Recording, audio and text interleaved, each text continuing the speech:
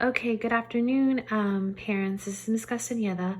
Now, I'm going to go ahead and make a short little video on how you can help your child at home in regards to the reading part of the student packet.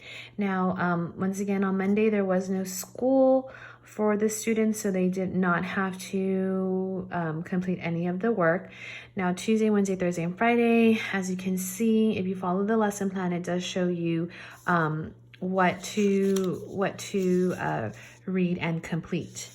Now, yesterday I did send out a message because I explained that, for example, these stories are no longer coming from the Pearson book that the students had in class.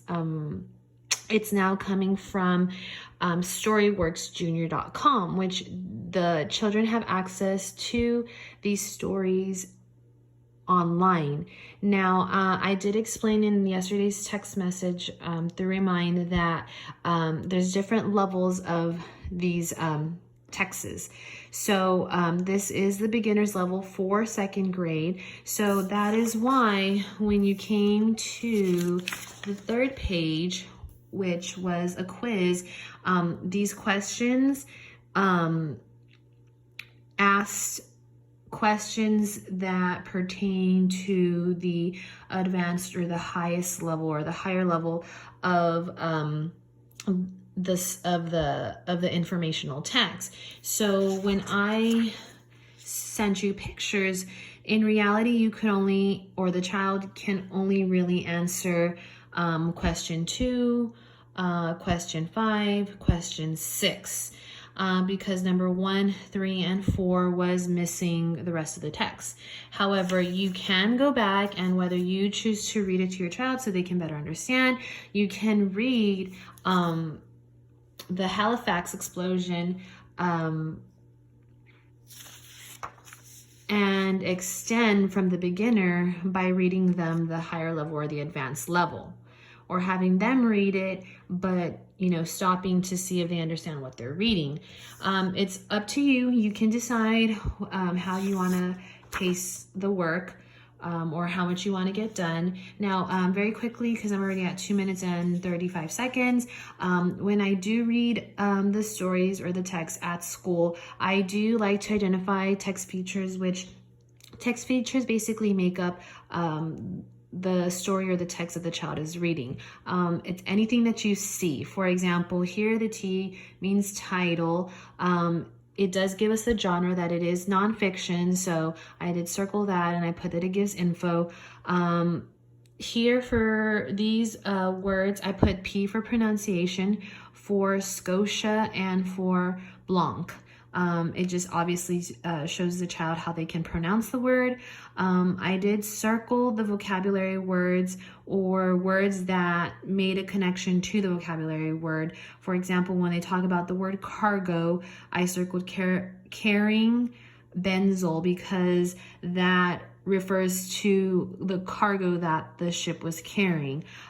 These numbers just show sequence to answer one of the questions, that this happened first, this happened second. This is the vocabulary word, collapsed, fell down, only on this page because we're still missing pages. Again, I circled words that pertain to the vocabulary. For example, debris, windows broke, and glass shot can refer to the vocabulary word shattered. This we call a subtitle or subheading. Sometimes they're even called headings. So I labeled that. P, the students know, is for photo. This is caption. That's basically telling us who he is. And I did the same thing for the second page. For vocabulary, cargo, I put not in the story because at that time we didn't have the rest, or we don't have in the student package the rest of the pages, but I'm sure it is in the story if you do choose to go to the Storyworks Junior online.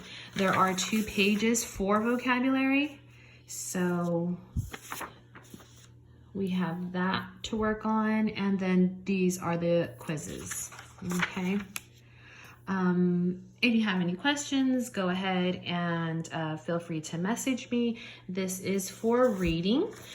For ELA, when I do give the grades, the ELA grades will consist of spelling, because I know that they had included spelling pages in last week's packet.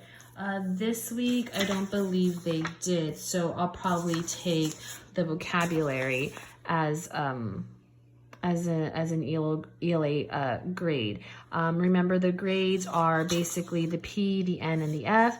The P is passing because I've seen that you've shown work or have submitted work. The F is for failing, and then the I is for incomplete. The F would basically indicate that no work has been done and zero communication has occurred, and the I is incomplete.